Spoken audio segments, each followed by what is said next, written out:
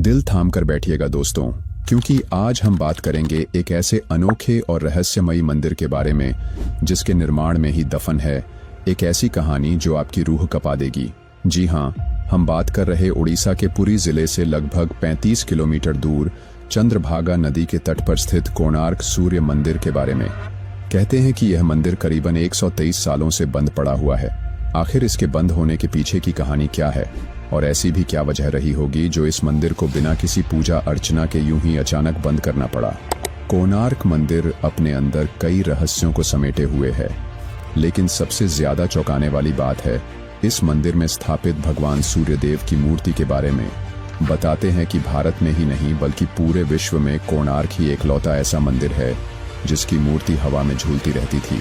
अब आप में से कुछ लोग इसे चमत्कार से जोड़ रहे होंगे, जबकि इस मूर्ति की कहानी विज्ञान की ओर इशारा करती है।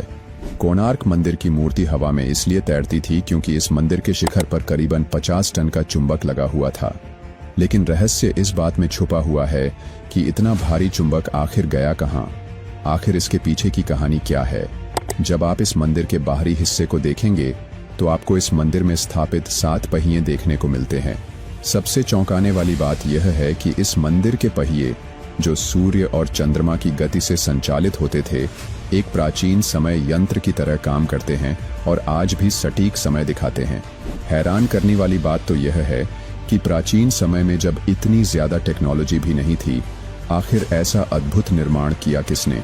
कोणार्क मंदिर को हमेशा से एक ऐसी कहानी के साथ जोड़ा जाता है जो वाकई एक त्याग की अनोखी गाथा को जन्म देती है।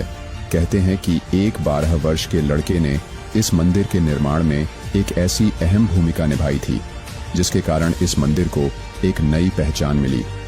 जी हाँ, हम बात कर रहे हैं धर्मपद की। लेकिन सवाल यह उठता है कि 12 वर्ष के धर्मपद ने इस मंदिर के शिखर से कूदकर अपने प्राणों की आहुति क्यों दी? इसके पीछे की कहानी आखिर है क्या? इन सभी सवालों के जवाब हम आपको देंगे आज की इस खास डॉक्यूमेंट्री वीडियो में। यह सिर्फ एक मंदिर की कहानी नहीं है, बल्कि प्राचीन भारत के विज्ञान और कला का ऐसा अद्भुत प्रमाण है जो आपको चौंका देगा। क्या आप तैयार हैं कोणार्क मंदिर के इस अनोखे सफर पर चलने के लिए? तो चलिए शुरू करते हैं आज की इस रहस्यमयी और दिलचस्प डॉक्यूमेंट्री को।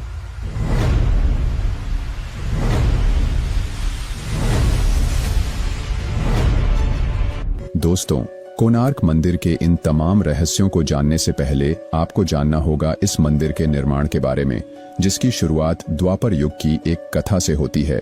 इस कथा में भगवान श्री कृष्ण और उनके पुत्र सांब की महत्वपूर्ण भूमिका है।